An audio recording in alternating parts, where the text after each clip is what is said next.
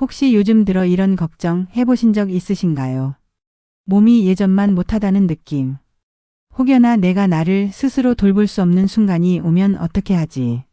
자식들한테 말은 못하지만 문득 불안한 생각이 올라올 때 말이에요. 그런 걱정 혼자만 하는 게 아닙니다. 누구나 나이가 들면 피할 수 없는 고민이죠. 그런데 이 영상 하나만 끝까지 보셔도 앞으로 내가 어떤 방향으로 노후를 준비해야 할지 그 불안한 마음이 조금은 정리되실 겁니다. 막연했던 걱정이 구체적인 생각으로 바뀌고 나다운 삶을 지키는 방법이 있다는 걸 알게 되실 거예요. 오늘은 단순한 정보나 제안이 아닌 누군가의 실제 이야기와 함께 깊이 있는 생각을 나누는 영상입니다. 삶의 마지막을 어떻게 살아야 하는지 중요한 힌트를 얻어가실 수 있을 겁니다. 김영자 할머니는 올해 75입니다. 경북 영천에 사시는 분인데 이른 나이에 남편을 먼저 보내고 혼자 된 지 벌써 15년이 넘었습니다. 자식들은 서울에서 직장 생활하느라 바쁘고 연락은 자주 오지만 얼굴 보기는 점점 힘들어졌습니다. 그럼에도 불구하고 영자 할머니는 혼자 잘 살아오셨습니다. 장을 보러 시장도 가고 밥도 혼자 차려 먹고 아침에는 라디오 틀어놓고 뜨개질도 하시고 그렇게 하루하루를 단정하게 지내셨죠. 스스로도 난 참 잘 살고 있구나 하며 자부심도 있었대요. 그런데 문제는 너무도 갑작스럽게 찾아왔습니다. 작년 겨울 눈이 제법 쌓인 어느 날이었습니다. 마당에 걸어둔 이불을 걷으려고 슬리퍼를 신고 나갔는데 그만 발이 미끄러지면서 넘어지고 말았어요. 손으로 짚긴 했지만 손목은 이미 부러졌고 쓰러진 상태로 한참을 움직이지 못한 채 누워 있어야 했습니다. 마침 지나가던 이웃이 발견해 119를 불렀고 병원으로 실려가서야 안도의 숨을 쉴 수 있었죠. 손목 골절이라는 진단을 받고 입원을 하게 됐는데 입원 중에 이상하게도 눈물이 자주 났답니다. 아픈 것도 물론이지만 마음이 무너지는 느낌이 컸던 거예요. 혼자 사는 게 편하다고 느꼈던 그 시간들이 지금은 아무도 없는 외로움으로 느껴지기 시작한 겁니다. 열흘 정도 지나 퇴원을 했지만 진짜 어려움은 그때부터 시작이었습니다. 한 손으로는 밥도 못하고 청소며 세탁은 엄두도 나지 않았어요. 라면 하나 끓이려다 팔에 힘이 빠져 냄비를 떨어뜨리기도 했고 약 먹는 시간도 자꾸 놓치게 되더랍니다. 그러다 결국 동네 슈퍼 아저씨가 영자 할머니의 안부를 걱정해 큰딸에게 연락을 했고 딸이 내려와 상황을 확인하게 된 거죠. 그리고 딸은 조심스럽게 말을 꺼냈습니다. 엄마, 그냥 요양원 한번 알아보는 게 어떨까? 그 말을 들은 순간 영자 할머니는 한참 동안 아무 말도 못하셨습니다. 딸이 미워서가 아니었어요. 상황은 이해가 갔지만 그 말이 가슴 깊은 곳을 건드렸던 겁니다. 이제 내가 자식한테 짐이 되는 건가? 내가 내 삶을 감당할 수 없다는 걸 인정해야 한다는 건가? 그게 너무나 서글프고 슬펐던 거죠. 몸이 아픈 것보다 마음이 더 아프다는 게 어떤 건지 그 순간 뼈저리게 느꼈다고 합니다. 요양원이라는 단어는 단순한 시설의 이름이 아닙니다. 어떤 분들에게는 안식처일 수 있지만 누군가에게는 자신이 버려지는 듯한 느낌으로 다가올 수 있습니다. 낯선 공간, 낯선 사람들, 일정한 규칙과 제한된 자유. 영자 할머니도 바로 그 지점에서 마음이 무너졌던 겁니다. 가족과 함께 밥을 먹고 내가 원하는 시간에 내가 좋아하는 음악을 들으며 쉬고 싶었던 그 평범한 일상마저도 요양원 안에서는 어려울 수 있다는 걸 느끼게 되었던 거죠. 그렇다고 영자 할머니만의 이야기일까요? 절대 그렇지 않습니다. 이 이야기는 곧 우리 모두의 이야기입니다. 지금은 건강하더라도 언젠가는 몸이 불편해지고 누군가의 손을 빌려야만 살아갈 시기가 옵니다. 문제는 그때 내가 어떤 선택을 하게 될까, 어떤 삶을 살아가게 될까입니다. 단지 오래 사는 것이 아니라 어떻게 살아야 후회 없는가라는 질문에 우리는 지금부터라도 답을 찾아야 하지 않을까요? 지금 이 순간에도 많은 분들이 똑같은 고민을 하고 계실 겁니다. 나중에 나도 요양원 가야 하는 건 아닐까? 아니면 그냥 자식들한테 부탁해야 할까? 그런데 정말 요양원만이 유일한 선택일까요? 지금부터 이어질 다음 이야기에 바로 그 물음에 대한 중요한 단서가 담겨 있습니다. 요양원의 문턱 앞에서 망설이고 있는 당신께 꼭 들려드리고 싶은 이야기입니다. 계속해서 다음 이야기로 넘어가 보겠습니다. 앞서 말씀드렸던 김영자 할머니처럼 나이가 들어서 혼자 지내는 게 힘들어질 때 가장 먼저 떠오르는 해결책이 바로 요양원입니다. 누군가는 거기서 돌봄을 받고 편하게 지낼 수 있다고 생각하겠지만 현실은 생각보다 훨씬 복잡하고 또 낯설기만 합니다. 영자 할머니는 결국 딸과 함께 시내에 있는 한 요양원을 찾아가 보았습니다. 딸은 시설도 깨끗하고 식사도 잘 나와요. 간호사도 있고요라며 좋게 설명했지만 막상 그 공간에 들어서니 할머니는 마음이 불편해졌습니다. 복도에는 낯선 노인분들이 조용히 앉아 있었고 어떤 분은 휠체어에 앉아 먼 곳을 바라보고 있었고 또 어떤 분은 간호사의 부축을 받으며 방으로 들어가고 있었죠. 겉으론 아무 문제 없어 보였지만 그 안에서 할머니가 느낀 건 자유의 부재, 낯선 분위기 그리고 무엇보다 외로움이었습니다. 할머니는 딸 몰래 직원에게 조용히 물어봤습니다. 여기 계신 어르신들, 가족이 자주 찾아오나요? 직원은 잠시 머뭇거리더니 이렇게 답했답니다. 처음 한두 달은 매주 오시는데요. 시간이 지날수록 바쁘다고 못 오시는 경우가 많아요. 추석이나 설에는 오시는 분이 좀 있고요. 그 말을 듣고 할머니는 아무 말도 하지 않았지만 속으론 이렇게 중얼거리셨답니다. 나도 저렇게 되는 거 아닐까? 요양원이라는 공간은 누군가에겐 분명 필요하고 유용한 곳일 수 있습니다. 하지만 그것이 모든 사람에게 맞는 정답은 아닙니다.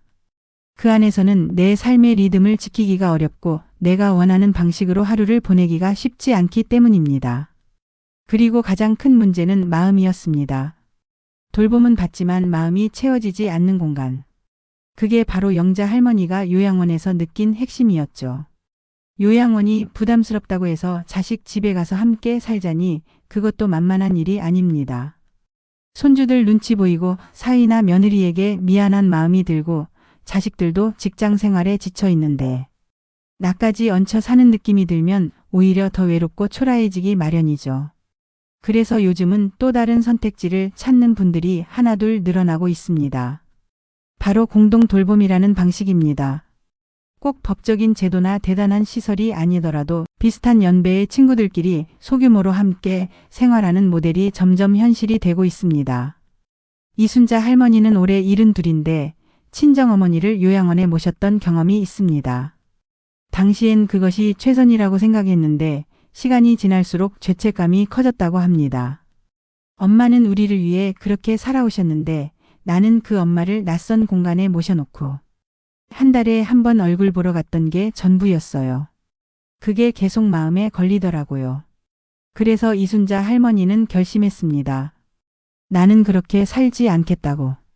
아직 몸이 움직일 수 있을 때 나와 마음 맞는 친구들과 작은 집을 구해서 같이 살며 필요한 도움은 지역 복지나 방문 요양 서비스를 활용해 보자고요. 처음엔 주변에서 말도 많았습니다. 나이 들어서 친구들이랑 같이 살면 싸우지 않겠냐, 의지할 가족도 없냐 이런 이야기들이 오갔지만 막상 시작해보니 오히려 마음이 편해졌다고 합니다.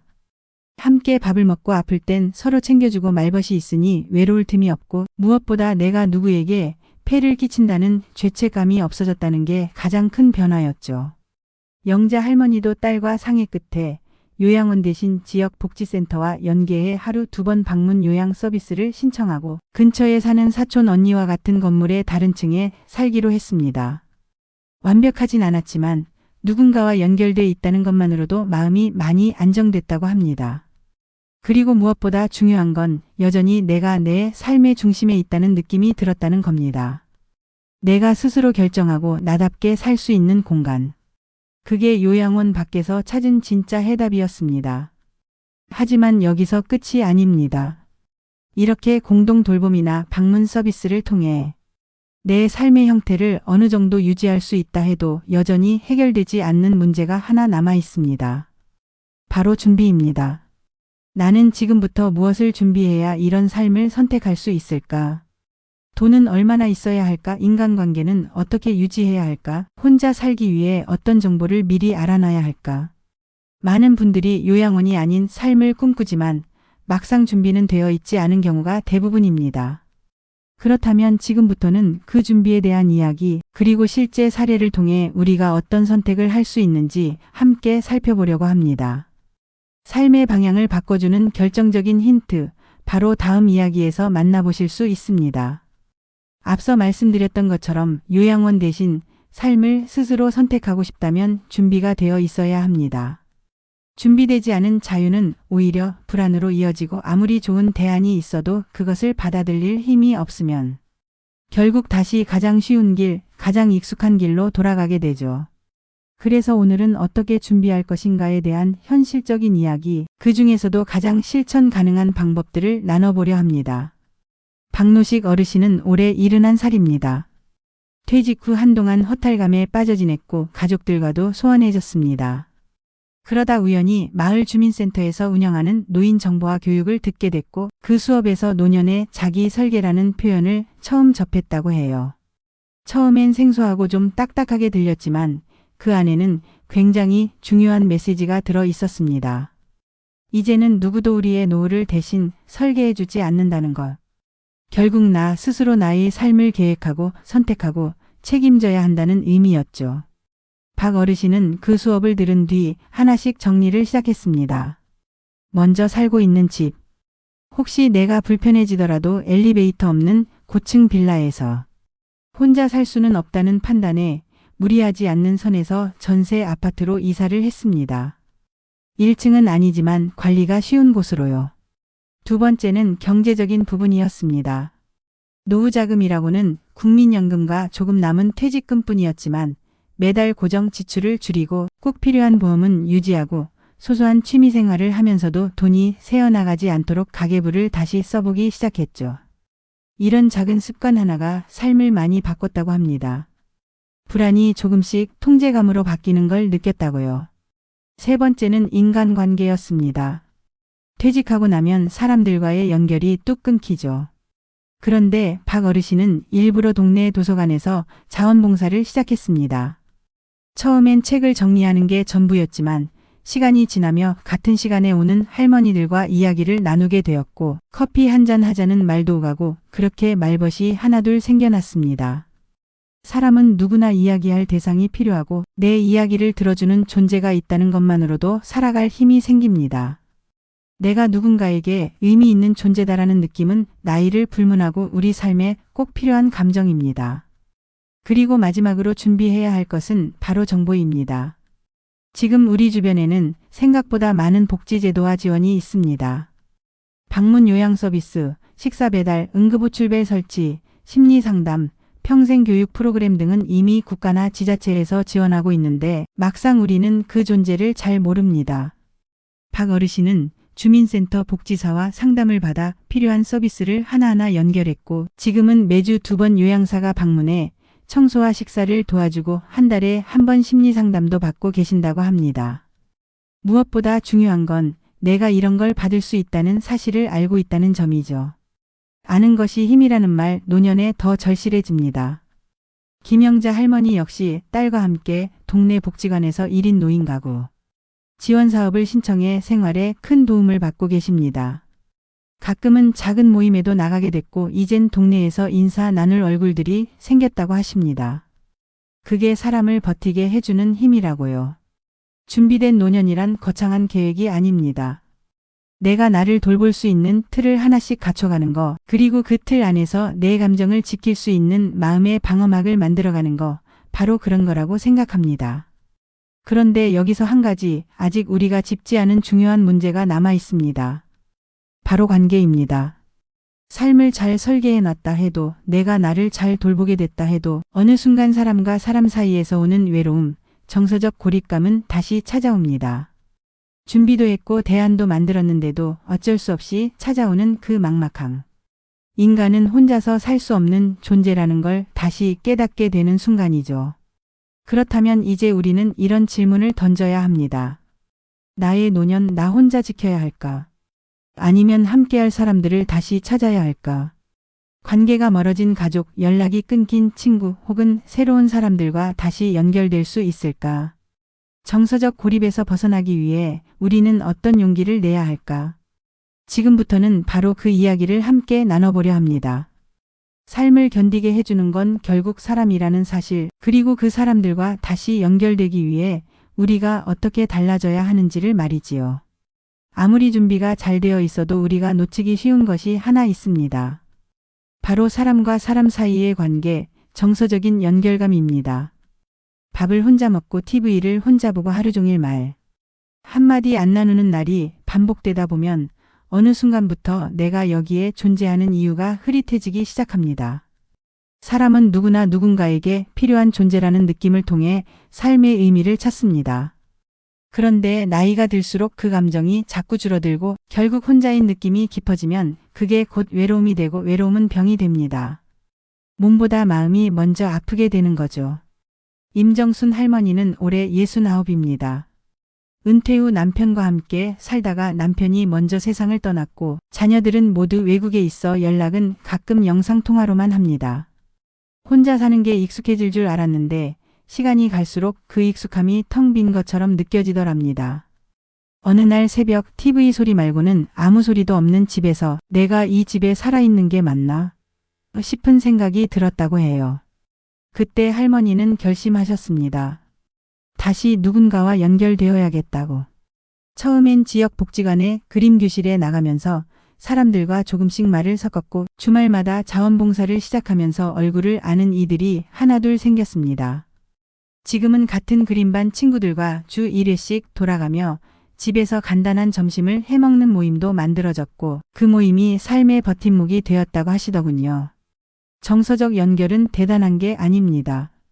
누군가와 따뜻한 눈인사를 나누는 것, 오늘 하루 어땠는지 짧게 안부를 묻는 것, 내 이야기를 들어줄 사람이 있다는 것, 그 모든 것이 우리 마음을 지켜주는 울타리입니다. 그래서 늦지 않았습니다. 멀어진 가족과 다시 연결을 시도해보는 것, 오랜 친구에게 안부 전화를 걸어보는 것, 동네 모임에 한번 용기 내서 참석해보는 것. 그 사소한 한 걸음이 삶을 바꿉니다.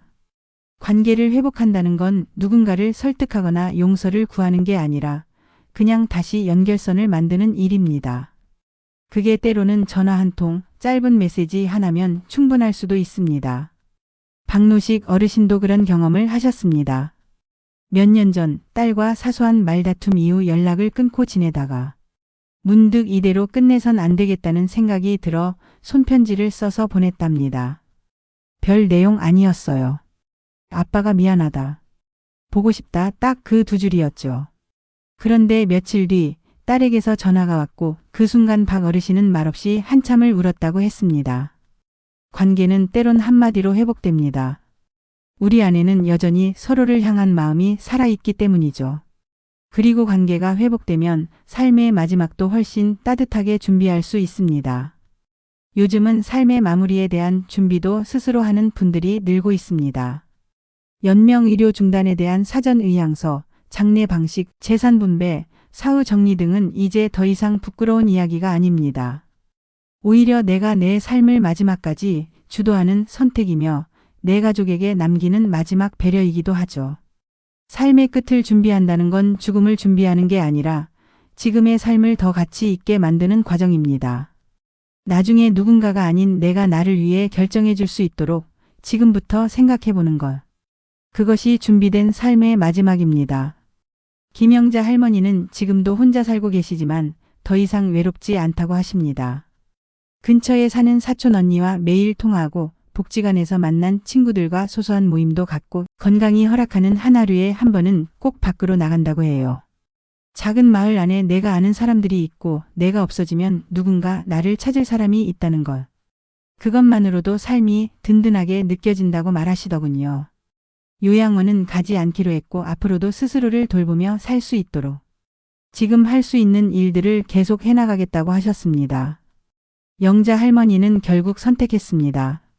내 삶을 남에게 맡기지 않겠다고. 그리고 그 선택이 누군가에겐 너무나 당연한 권리였지만 자신에겐 큰 용기였다고 말합니다. 자, 이제 이 영상을 끝까지 보신 여러분께도 같은 질문을 드려볼게요. 당신의 노년은 누구와 함께 하시겠습니까? 우리는 더 이상 노후를 막연하게 받아들일 필요가 없습니다. 선택할 수 있고 준비할 수 있고 다시 연결될 수 있습니다. 그리고 지금부터라도 천천히 시작하시면 됩니다. 우리가 원하는 건 아주 거창한 것이 아닙니다. 조금 덜 아프고 조금 덜 외롭고 조금 더 따뜻한 하루. 그 하루가 모여 우리가 바라는 인생이 됩니다. 끝까지 함께 해주셔서 감사합니다. 당신의 내일을 응원합니다.